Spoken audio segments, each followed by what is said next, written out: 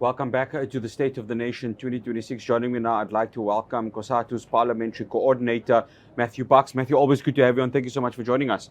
Thanks for having us. I want to quote an interview that was done from EWN News, where you've mentioned that you've met the President in Cabinet as organized labor to share the priorities, especially when it comes to the unemployment. On a scale of 1 to 10, how convinced are you as COSATU that the President would look into what the discussions were between organized labor and government? Well, look, we are convinced because we're not proposing stuff which doesn't make sense, which is not possible. We're focusing on high impact interventions, some of which are already underway, some of which we made progress precisely because we have intervened as COSATU with the President, with government over the past few years. So not just for this SONA. We can see some green shoots. We've ended load shedding. Eskom has done well, but we now need to reduce the price of electricity. Transnet has stabilized. That helps mining, manufacturing, agricultural jobs. We now needed to get it to full capacity to unlock those industries. We need to sort the mining rights application system to attract investment. Metro rail collapsed. It's reopening. Lines are being secured. We need to get it to full capacity because that gives workers in our cities cheaper, faster means of transport to their work. There's been progress in South African Airways. It's flying once again. South African Revenue Service has turned the corner. It's managed to improve tax compliance from 61 to 67%, generating an additional 140 billion rand. We now need to get it to 75% tax compliance because that'll give the state an additional 200 billion rand of taxes owed to the state. So not new taxes, but taxes which can help fund schools, hospitals, stimulate the economy, give relief to the poor, the unemployed. But we're not seeing enough progress around local government. It is in serious trouble. In terms of water delivery, sanitation, paved roads, we need to really see decisive action on that front. We don't have the luxury of time. We're worried we're not winning the war against crime and corruption. Yes, there's progress around corruption, dismantling the state capture networks, but given the level of criminality in society, and there's no South African who's not affected by crime, we really need to see a Marshall Plan like we had during COVID. You've mentioned that there, Matthew. Sorry, I'm going to interject. You've mentioned a Marshall Plan. Mobilize every possible support and resource in the public and private sector. How many years? What's the time length that you as COSATU are giving President Ramaphosa? We need to see these things being done tomorrow, in fact by yesterday. Because if we want to grow the economy, we can't be seen as a country which is riddled by violent crime, by corruption. We've got to get our house in order, because then you will attract investment needed to grow the economy, to create jobs. We think these issues are not that difficult. Yes, it's a lot of work to do, but they're about fundamentals. And we're confident these things can be done if there's political will, because we've seen with Eskom, with Metro Rail, Transnet, with SARS, with SA, if you get the formula right, you put in place competent management, you get rid of corrupt elements, criminal elements, you fill the vacancies, you hire the critical skills, you invest in the infrastructure, these institutions will deliver.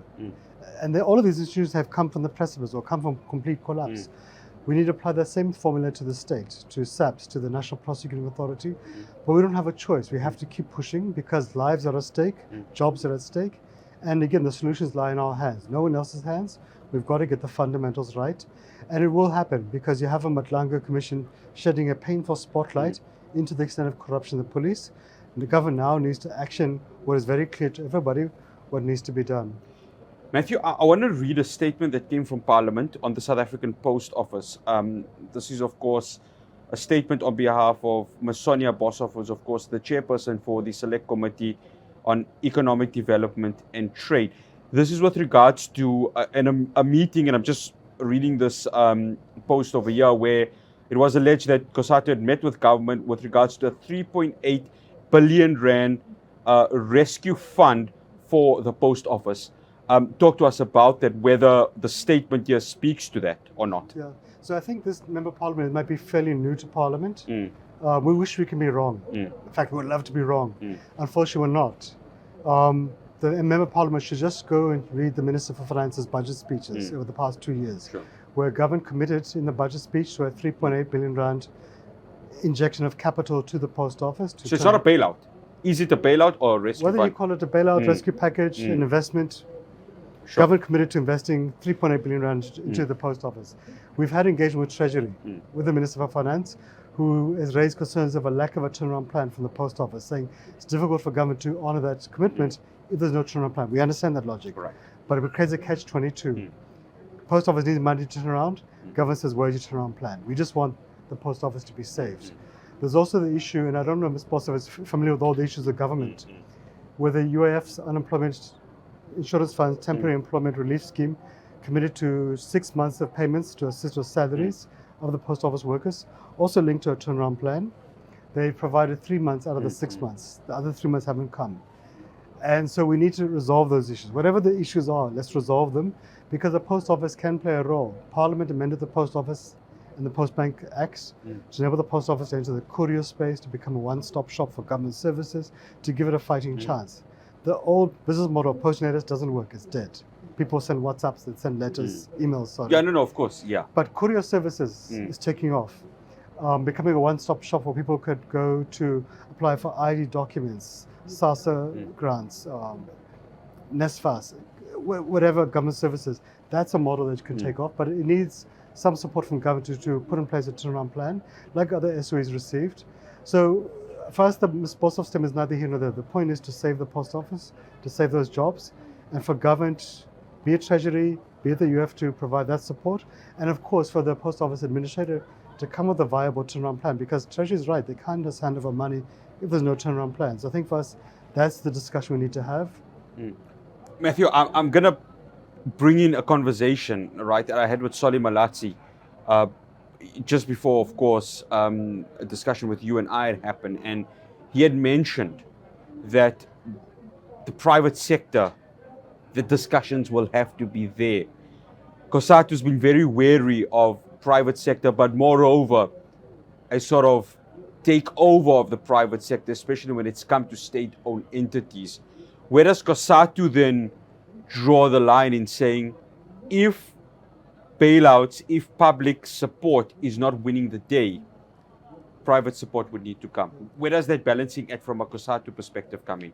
So look, I think two things. I think one is Eskom, Metro Rail, Transnet, South African Airways have shown that you can revive state-owned enterprises. You can fix them, but you have to do the basics. Competent management, removing criminal elements, bringing the right skills, filling critical vacancies, giving institutional support, investing in infrastructure. So if you get that formula right, things can turn around. SA was dead. It's flying again. Eskom was in far deeper trouble than the post office.